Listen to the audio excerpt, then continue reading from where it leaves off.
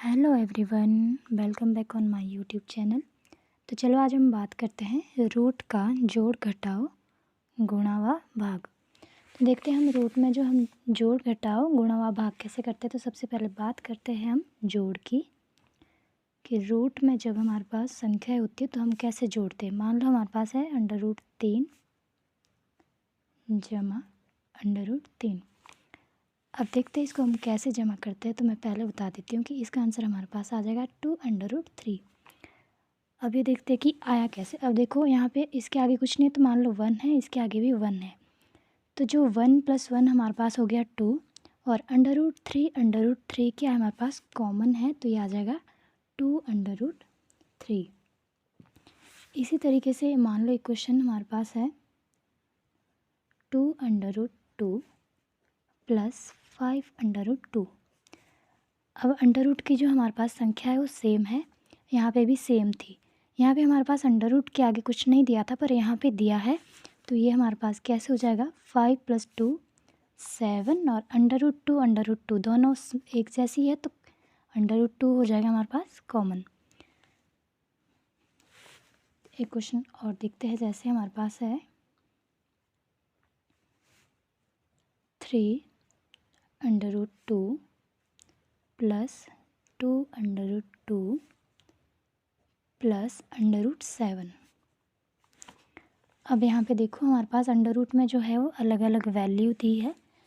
यहाँ पे हमारे पास क्या दिया, एक जैसा अंडर रूट है, तो इसको हम प्लस कर देंगे। 3 + 2 हो जाएगा 5, √2 आ गया हमारे पास कॉमन। अब हमारे पास बच गया 7, तो ये 7 हमारे पास इसी तरीके से हम ऐसे ही लिख लेंगे 7। तो ये हो जाएगा हमारे पास इसका आंसर। अब बात करते हैं हम घटाव की। आई होप आपको जोड़ का जो कॉन्सेप्ट है वो क्लियर हो गया होगा। अब देखते हैं कि माइनस हम रूट में कैसे करते हैं। हमारे पास है √4 - √4। तो ये तो एक जैसी संख्या जब भी माइनस होती है तो जीरो ही आंसर आता है, सबको ही पता होगा। अब जैसे हमारे पास मान लो √2 - √2, तो एक जैसी संख्या जब हमारे पास माइनस होती है, जैसे हमारे पास हो x - x, तो जीरो ही आएगा। तो ये भी एक जैसी संख्या है, तो ये भी क्या हो जाएगा, जीरो हो जाएगा।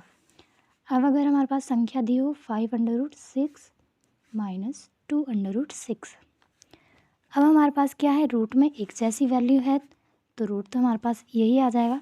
अब 5 - 2, यहाँ पे हम माइनस करेंगे रूट के आगे वाली वैल्यू, 5 - 2, ये हो जाएगा 3। तो आंसर आ गया हमारे पास 3√6।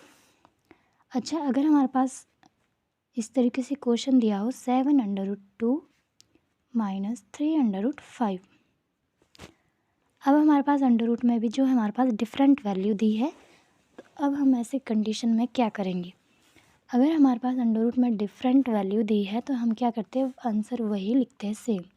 उसको ना हम माइनस करेंगे और ना ही प्लस करेंगे, उसको हम ऐसे ही एज इट इज़ लिख लेंगे, यही हमारा आंसर हो जाएगा। क्योंकि हमारे पास √2 यहाँ पे था और यहाँ पे √5 था, तो हम इसको तो माइनस या प्लस कुछ भी नहीं कर सकते हैं। तो जब हमारे पास अंडर रूट में वैल्यू सेम नहीं होती है, तो हम उसको बिना छेड़े आंसर वही लिखते हैं। आई होप आपको घटाव का जो कंसेप्ट है वो भी क्लियर हो गया होगा। अब बात करते हैं गुणा की।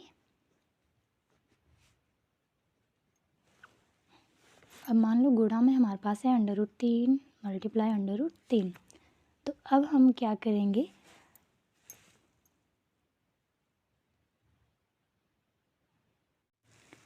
अब हमारे पास यहाँ है √3 × √3।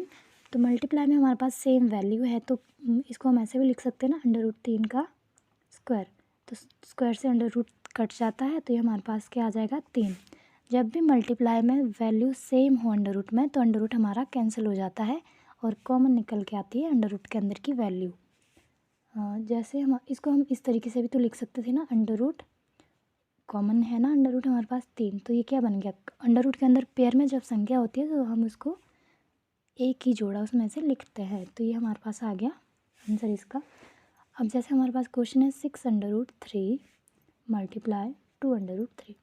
अब अंडर रूट में हमारे पास क्या है, वैल्यू सेम है, तो क्या हो जाएगा, इसको हम ऐसे लिखेंगे ना, 6 × 2 और अंडर रूट में वैल्यू सेम है, तो इस तरीके से हम इसको लिखेंगे जैसे हमने 3 को यहाँ पे लिखा था। तो ये रूट तो कैंसिल हो जाएगा, इसमें क्या आ जाएगा 6 × 2 × 3, 2 3 है ना हमारे पास, तो इसमें से एक 3 हमारे पास कॉमन निकल गया।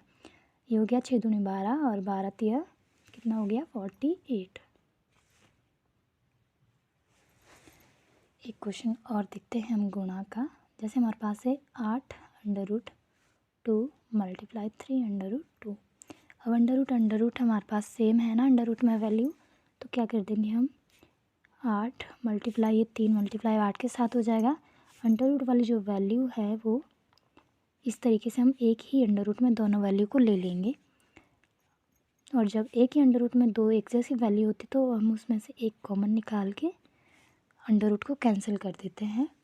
तो ये हमारे पास बन गया, कितना आएगा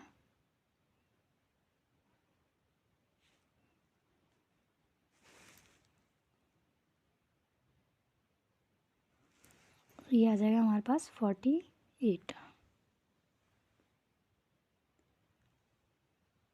आई होप आपको यहाँ तक ये समझ में आ गया होगा। अब अगर हमारे पास अंडर रूट में वैल्यू सेम ना हो तो फिर कैसे हम मल्टीप्लाई करेंगे, तो हम देखते हैं 8 × 3 × 12 √2 ये हमारे पास है। अब हम क्या करेंगे इसमें, ये तो हम कर देंगे मल्टीप्लाई 8 × 12, ये हो जाएगा हमारे पास 12 8 96 96। और हमारे पास अंडर रूट में वैल्यू है 3 × 2, एक ही अंडर रूट में हमने ये वैल्यू ले ली है 96 अंडर रूट, इसको भी मल्टीप्लाई कर देंगे 6 हो गया। अब 6 ये किसी का रूट तो नहीं होता, तो आंसर आ जाएगा हमारे पास √6। तो मल्टीप्लाई में हम वैल्यू हमारे पास अंडर रूट के अंदर सेम हो या ना हो उसको फिर भी हम मल्टीप्लाई करेंगे, पर कैसे करेंगे एक ही अंडर रूट में लेके। आई होप आपको गुणा का जो कंसेप्ट है वो भी क्लियर हो गया होगा। अब हमारे पास बचा है भाग, देखते हैं कैसे होगा ये। भाग में हमारे पास क्या है, मान लो हमारे पास है √13 डिवाइडेड बाय √13। अब क्या हमारे पास सेम वैल्यू है डिवाइड में, अंडर रूट के अंदर भी सेम है, तो ये तो ऑब्वियसली 1 ही आएगा। क्यों आएगा, क्योंकि इस तरीके से लिखते हैं ना हम। अब √13 से √13 को भाग देंगे तो एक ही आएगा। मान लो √x होगा, क्या आ जाएगा 1 आ जाएगा। तो अब अगर हमारे पास इस तरीके से दिया होगा 12 √2 डिवाइडेड 2 √2। अब अंडर रूट के अंदर क्या है सेम वैल्यू है ना हमारे पास, तो इसको हम इस तरीके से भी लिख सकते हैं 12 √2 डिवाइडेड बाय 2 √2, 6 और √2 1, 6 × 1 6। इसको हमने जब बटे में ले गए तो सेम अंडर रूट क्या हो गया आपस में कैंसिल हो गए, और बच्चा क्या हमारे पास 6। अब अगर अंडर रूट हमारे पास डिफरेंट हो तब कैसे सॉल्व करेंगे, जैसे हमारे पास है 30 √5 डिवाइडेड बाय 2 √10। तो अब हम फिर से उसको क्या ले जाएंगे, बटे में ले जाएंगे संख्या 30 √5 2 √10। अब ये तो हो गया कैंसिल 15 से। अब इसको हम इस तरीके से लिख सकते हैं 15 √5/10, एक ही अंडर रूट में ले लिया हमने इसको, 2 से हो गया कैंसिल, ये बच गया 15 √1/2। तो ये क्या आ गया हमारे पास आंसर। तो ये था हमारे पास रूट का जोड़ घटाव गुणा व भाग। आई होप आपको समझ में आया होगा। Thanks for watching.